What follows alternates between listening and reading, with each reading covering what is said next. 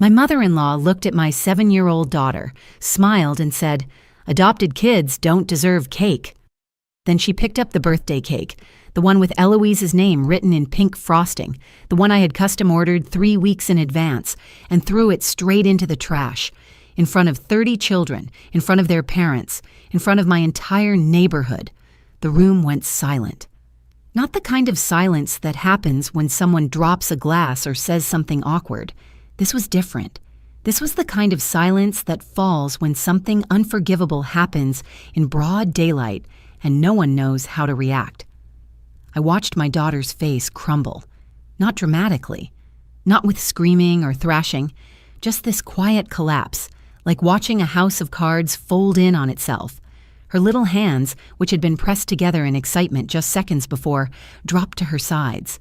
Her eyes, which had been squeezed shut ready to make a wish, opened wide with confusion. And then the tears came. Silent, steady. The kind of tears that don't ask for attention because they're too deep for that. I didn't scream. I didn't grab Francine by her pearls and drag her out of my house. I didn't give her the satisfaction of watching me fall apart. Instead, I walked over to Eloise, knelt down so we were eye to eye, and said, "It's okay, Butterfly, I've got you."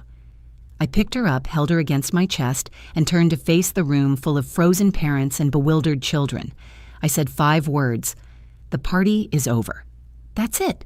No explanation, no apology, no attempt to salvage what couldn't be salvaged.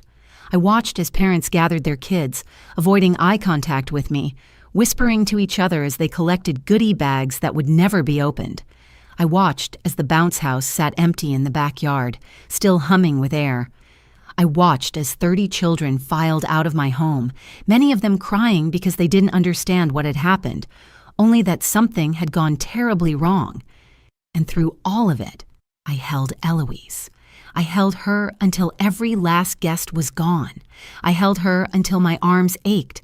I held her because that's what mothers do when the world tries to tell their children they don't belong. My name is Gemma. I'm 41 years old. I've been a pediatric nurse for 16 years. I've held babies taking their first breaths, and I've held parents watching their children take their last. I thought I understood pain. I thought I understood cruelty. But nothing prepared me for watching my own daughter be told she didn't deserve a birthday cake because she didn't share my blood. The woman who did this, that's Francine Bellamy, my mother-in-law. She's 68 years old. She wears her silver hair in a perfect bob. She attends church every Sunday, volunteers at the hospital gift shop on Tuesdays, and hosts a book club on Thursday evenings. To the outside world, she's a pillar of the community, respectable, proper. The kind of woman who sends handwritten thank you notes and never forgets a birthday. But I knew the truth. I'd known it for years. Behind the pearl earrings and the charitable donations and the Sunday morning prayers was a woman who believed that family meant blood and nothing else. A woman who looked at my daughter and saw a stranger, an outsider, a child who didn't count. She'd been testing me for 3 years, little comments here and there, always delivered with a smile, always just vague enough that I couldn't call her out without looking paranoid. "She's so pretty. It's a shame you don't know anything about her real parents." "You're so brave for taking in someone else's child. I could never do that." "Does she ever ask about her real mother? That must be so hard for you." Each comment was a pinprick, small enough to dismiss, frequent enough to leave scars. But that afternoon, at my daughter's 7th birthday party, Francine didn't deliver a pinprick. She drove a knife straight through my daughter's heart and twisted it in front of everyone we knew. She made a mistake that day, a big one. She thought she was testing me. She thought she was proving a point about blood and belonging and who gets to be part of a family. But she wasn't testing me. She was hurting my child. And that's something I will never forgive. 4 days after the party, Francine received a package at her front door. It was a plain brown box, no return address, nothing special about it. She probably thought it was something she'd ordered online, maybe a new book for her club, maybe a kitchen gadget she'd seen advertised. She opened it at her kitchen table, probably with a cup of tea nearby, probably humming to herself. And then she saw what was inside. Her neighbor found her an hour later, sitting on the kitchen floor, surrounded by the contents of the box, sobbing so hard she couldn't breathe. What was in that package? I'll tell you. But first, you need to understand something. You need to understand who Eloise is. You need to understand what she survived before she came to us. You need to understand what that birthday party meant to her, not just as a celebration, but as proof. Proof that she was wanted, proof that she belonged, proof that she was finally, truly home. Because what Francine destroyed that afternoon wasn't just a cake. It was 3 years of healing, 3 years of trust, 3 years of a little girl learning to believe that she was worthy of love. And what I put in that package?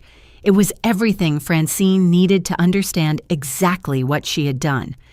I met Theo when I was 26 years old. He was working as a substitute teacher at the time, filling in wherever they needed him, while he finished his master's degree in counseling. I was 3 years into my nursing career, pulling double shifts in the pediatric ward, running on coffee and the stubborn belief that I could save every child who came through those doors. We met at a mutual friend's barbecue. He was standing by the grill, arguing passionately about whether hot dogs counted as sandwiches. I thought he was ridiculous. I also thought he had the kindest eyes I'd ever seen. By the end of the night, he had my phone number. By the end of the month, I knew I was going to marry him. We got married 2 years later in a small ceremony at his grandmother's farm. Theo's father had passed away when he was in college, so it was just Francine on his side of the family. She wore a cream-colored dress to the wedding. I thought it was a little too close to white, but I didn't say anything. I was too happy to care about small things like that. Theo and I tried to have children right away. We were both in our late 20s, healthy, optimistic. We assumed it would happen naturally. A year passed, then 2. We saw specialists. We did rounds of treatments that left me exhausted and emotional and feeling like my body had betrayed me. We spent our savings on procedures that didn't work. We grieved pregnancies that never were and futures that kept slipping away. By the time I turned 34, I was done. Not done wanting to be a mother, but done punishing myself for something that wasn't my fault. Theo held me one night after another negative test and said, "There are other ways to build a family." I knew he was right. I think I'd known it for a while. I was just afraid to admit it because admitting it felt like giving up. We started the adoption process the following spring. It took 2 years of paperwork, home studies, background checks, and waiting. So much waiting.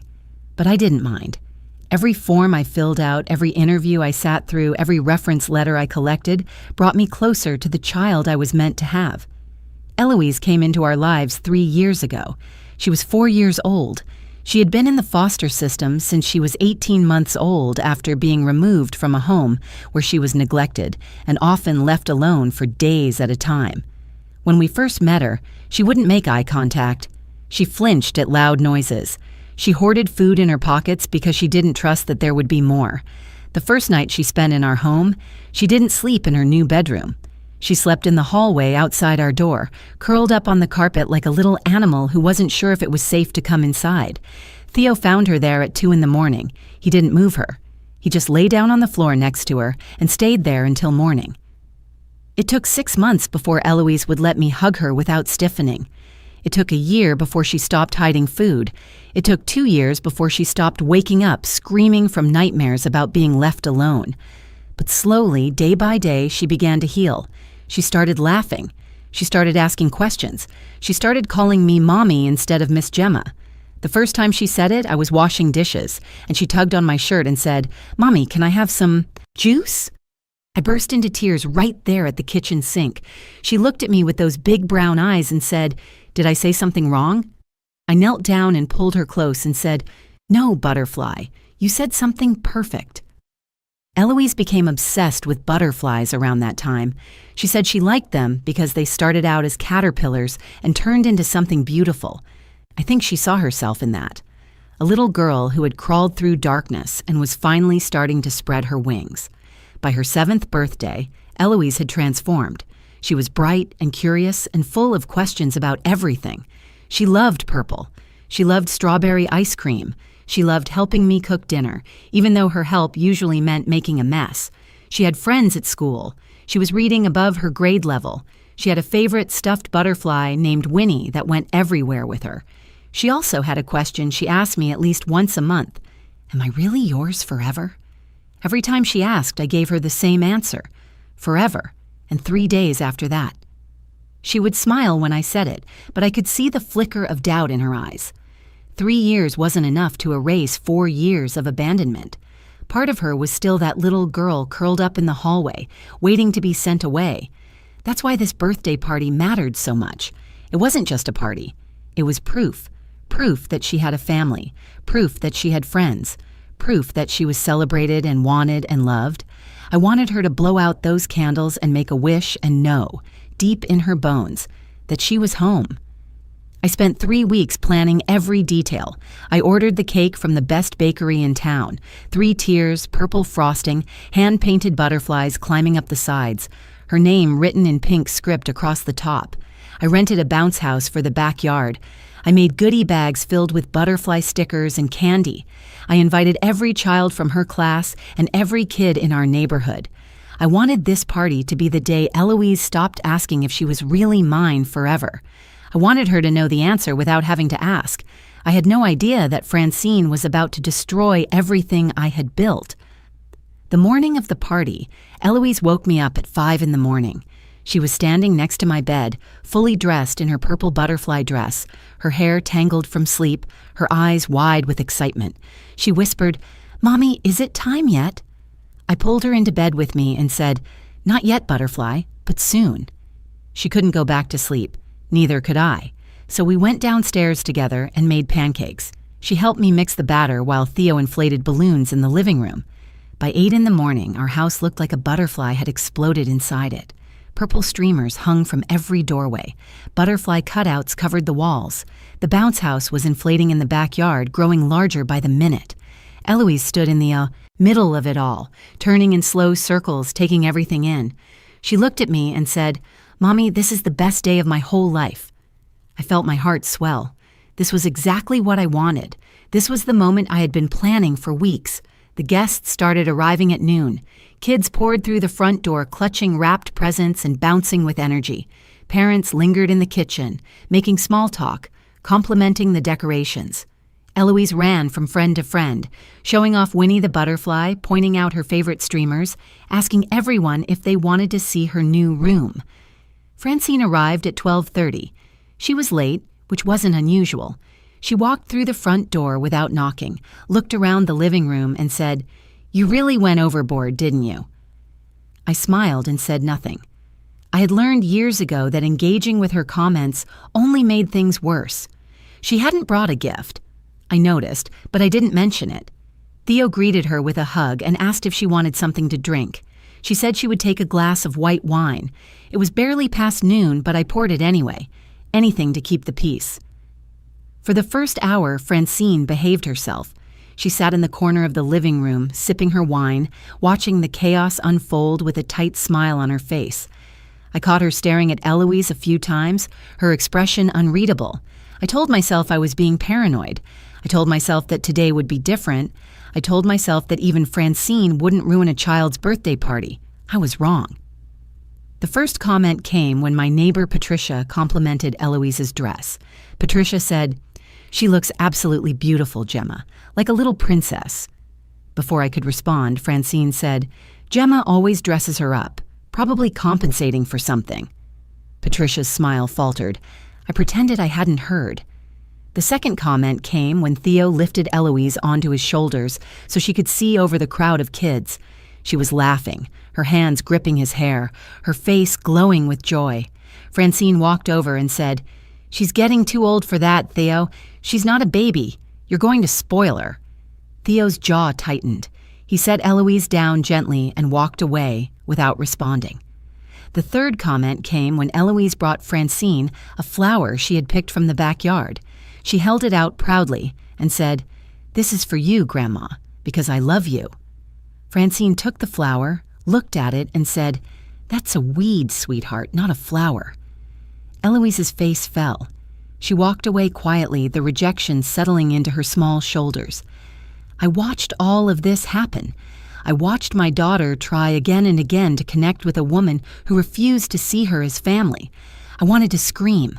I wanted to grab Francine by the arm and demand she leave, but I didn't, because it was Eloise's day, because I didn't want to cause a scene, because I still believed, foolishly, that the worst was over. At 2 o'clock, I brought out the cake. It was magnificent. 3 tiers of purple perfection, butterflies cascading down the sides, 7 pink candles waiting to be lit. I set it on the table in the center of the room.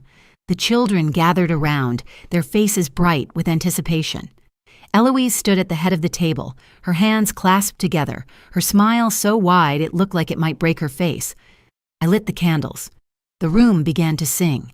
Happy birthday to you. Happy birthday to you. Happy birthday, dear Eloise. Happy birthday to you. Eloise closed her eyes.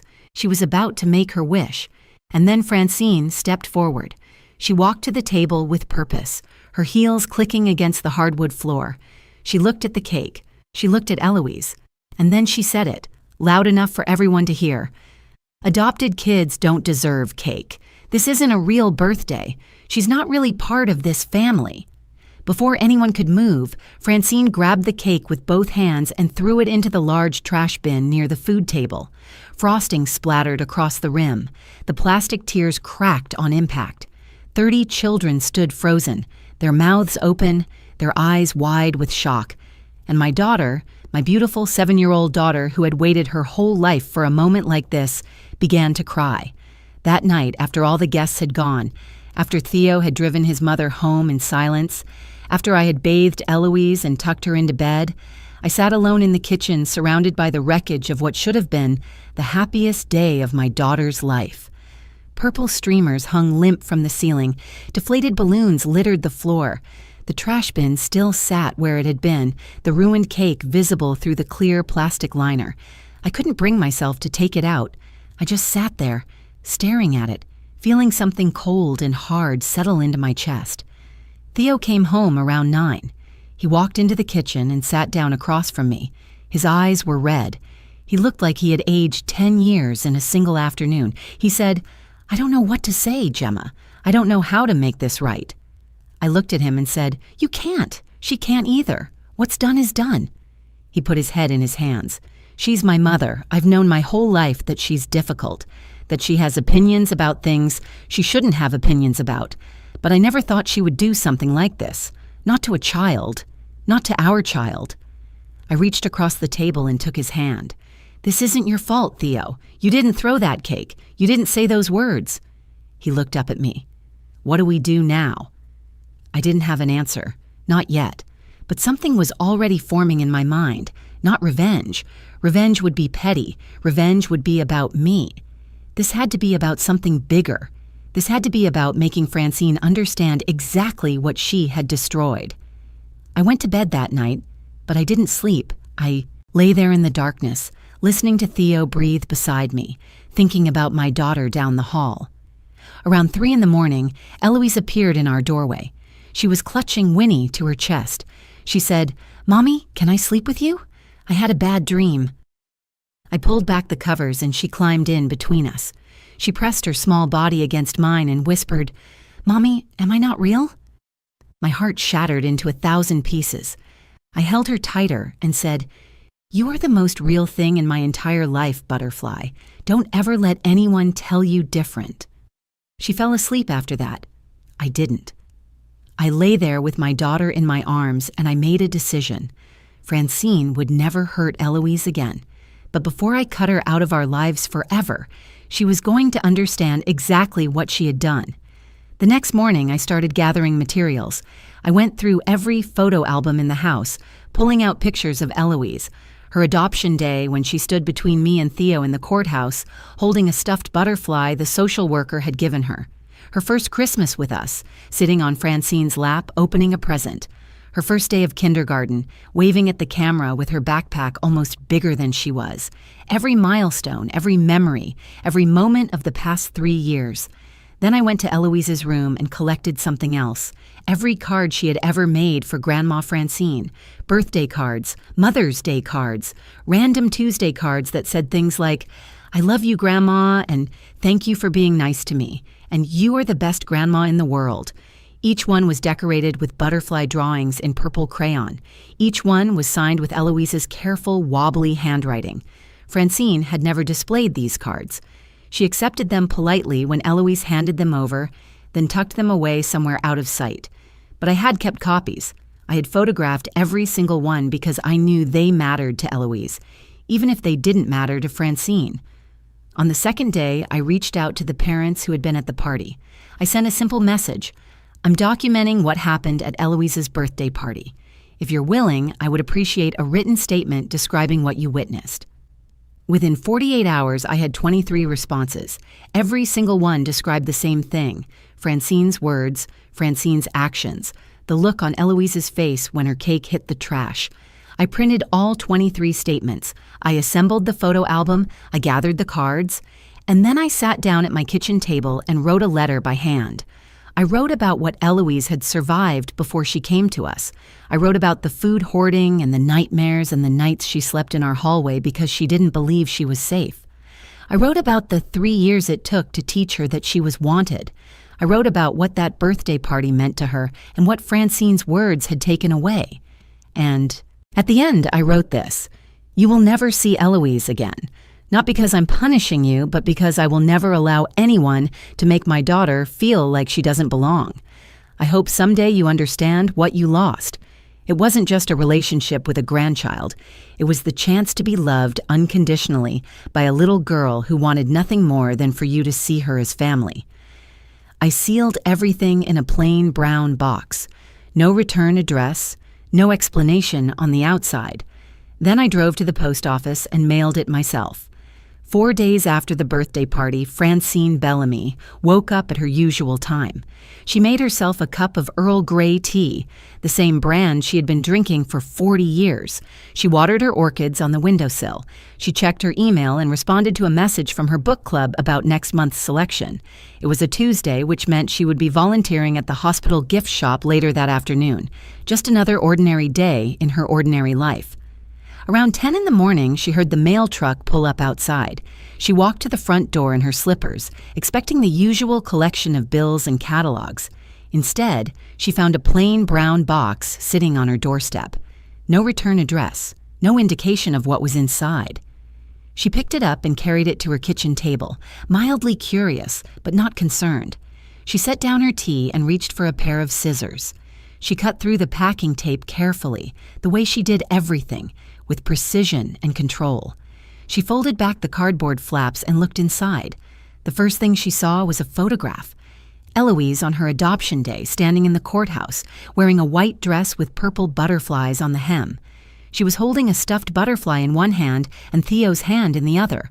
Her smile was nervous but hopeful. Underneath the photo was another, and another, and another. Francine pulled out the entire stack. There must have been 50 photographs. Eloise at her first Christmas with Gemma and Theo. Eloise blowing out candles on her 5th birthday. Eloise sitting on Francine's own lap at Thanksgiving 2 years ago, helping stir the gravy, looking up at her grandmother with pure adoration. Eloise on the first day of kindergarten. Eloise at the beach. Eloise sleeping in the car after a long day at the zoo. Winnie the butterfly tucked under her chin. 3 years of memories. 3 years of a little girl growing up, healing, learning to trust, learning to love. Francine's hands began to shake. She set the photographs down and reached back into the box. This time she pulled out a stack of cards. Handmade cards, the kind children make with construction paper and crayons and too much glue. She opened the first one. It said, "Happy birthday, Grandma. I love you so much. Love, Eloise." There was a drawing of a butterfly in the corner, purple and lopsided and perfect. She opened the second card. "Thank you for the cookies. Grandma, you are the best." Another butterfly, another signature in wobbly letters. She opened a third, a fourth, a 10th. Each one was a declaration of love from a child who had wanted nothing more than to be accepted. Each one was evidence of a relationship that Francine had dismissed, ignored, and ultimately destroyed. By the time she reached the bottom of the stack, tears were streaming down her face. But there was more. Underneath the cards was a thick envelope. She opened it and pulled out a collection of printed pages, 23 of them. Each one was a written statement from a parent who had witnessed what happened at the birthday party. She read the first one. "I watched Francine Bellamy tell a 7-year-old girl that adopted children don't deserve cake. Then I watched her throw the birthday cake in the trash. The child was devastated. It was one of the most cruel things I have ever witnessed." She read the second one. My daughter asked me on the way home why that lady was so mean to Eloise. I didn't know what to tell her. I still don't. She read a third. I have known Gemma and Theo for 5 years. They are wonderful parents. What Francine did was unforgivable. Statement after statement after statement. 23 witnesses. 23 accounts of her cruelty, written down in black and white, impossible to deny or minimize or explain away. At the very bottom of the box was a handwritten letter. Francine recognized Gemma's handwriting immediately. She unfolded it with trembling fingers and began to read. The letter told her everything. It told her about Eloise's life before the adoption, the neglect, the abandonment, the 18 months she spent as an infant, often left alone for days at a time. It told her about the food hoarding, the nightmares, the nights Eloise slept in the hallway because she didn't trust that she was safe. It told her about the 3 years Gemma and Theo had spent teaching Eloise that she was wanted, that she was loved, that she was home. And then it told her what she had destroyed. The final paragraph read, "You will never see Eloise again, not because I'm punishing you, but because I will never allow anyone to make my daughter feel like she doesn't belong. I hope someday you understand what you lost. It wasn't just a relationship with a grandchild. It was the chance to be loved unconditionally by a little girl who wanted nothing more than for you to see her as family." Francine read the letter twice. Then she slid off her chair onto the kitchen floor. She sat there surrounded by photographs and cards and statements, and she sobbed. Deep, ugly, heaving sobs that came from somewhere she didn't know existed. Her neighbor, a woman named Paulette who had a spare key for emergencies, found her an hour later. Francine was still on the floor, clutching one of Eloise's cards to her chest, crying so hard she couldn't speak. Paulette knelt down beside her and said, "Francine, what happened? What's wrong?" Francine looked at her with swollen eyes and said, "I destroyed everything. I destroyed my whole family." In the weeks that followed, Francine didn't call. She didn't show up at our door. She didn't send letters or flowers or apologies. For a while, I thought that was the end of it. I thought she would simply disappear from our lives and we would all move on. I was wrong. 3 days after she received the package, I got a voicemail. I almost didn't listen to it. I saw her name on my phone and my first instinct was to delete it without hearing a single word. But something made me press play. Francine's voice was hoarse and broken. She said, "Gemma, I don't expect you to forgive me. I don't deserve it.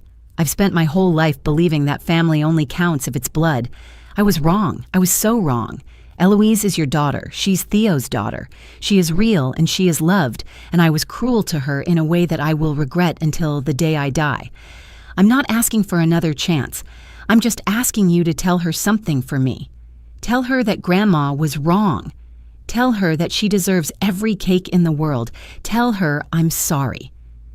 I saved the voicemail. I didn't respond. Not because I wanted to punish Francine, but because I needed to see if her words meant anything. Anyone can apologize when they're caught. Anyone can cry when they're confronted with their own cruelty. What matters is what happens next. 6 months passed. Eloise started 2nd grade. She made new friends. She joined a butterfly club at school where kids learned about different species and raised caterpillars in the classroom. She still asked sometimes if Grandma Francine was mad at her. I always told her the same thing. "Grandma made a mistake, Butterfly. A big one. But it wasn't about you. It was never about you." Theo struggled more than he let on. He missed his mother, even after everything she had done. Some nights I would find him sitting in the living room, staring at old family photos. He never said anything, but I knew what he was thinking. How do you reconcile the woman who raised you with the woman who hurt your child? I didn't have an answer for him. Some things don't have neat resolutions. Some wounds don't heal completely. You just learn to live with the scar. Around the 8-month mark, Theo got a phone call that changed everything. It was from a woman named Renata who worked at a local children's home, the same organization where Eloise had spent 2 years of her life before we adopted her. Renata said she was calling because she wanted Theo to know something about his mother. Francine had been volunteering there, 3 days a week for the past 5 months. She showed up every time, worked wherever they needed her, and never asked for recognition or praise. She read books to toddlers. She organized donation drives.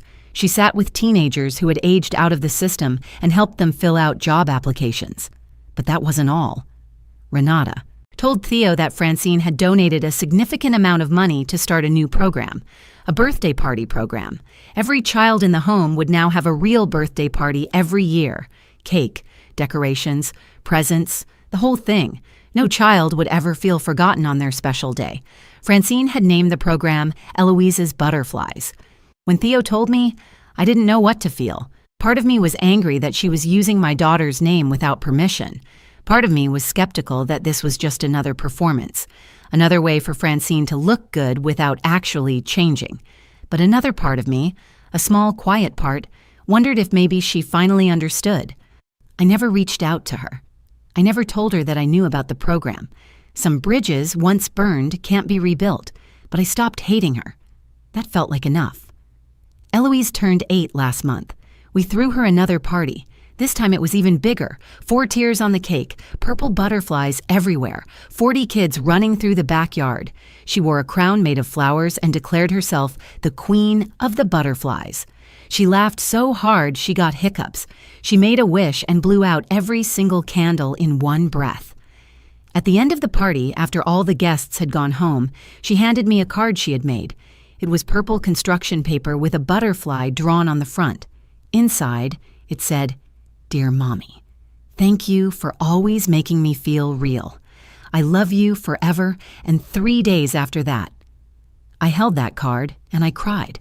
Not sad tears, happy ones. The kind that come when you realize that all the hard work and all the heartbreak and all the sleepless nights were worth it. Eloise is mine. She has always been mine. Not because of blood or biology, but because I chose her. I choose her every single day. And I will keep choosing her forever. And 3 days after that.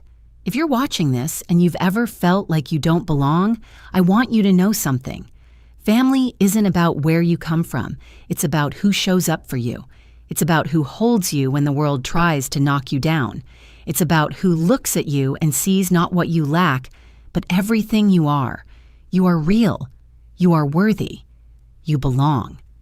Don't ever let anyone throw your cake in the trash. If this story touched your heart, please share it with someone who needs to hear it. Leave a comment below and tell me about a time someone made you feel like you truly belonged. And if you haven't already, subscribe to this channel and hit that notification bell so you never miss another story. Thank you for watching. Thank you for listening. And thank you for being part of this community. Until next time.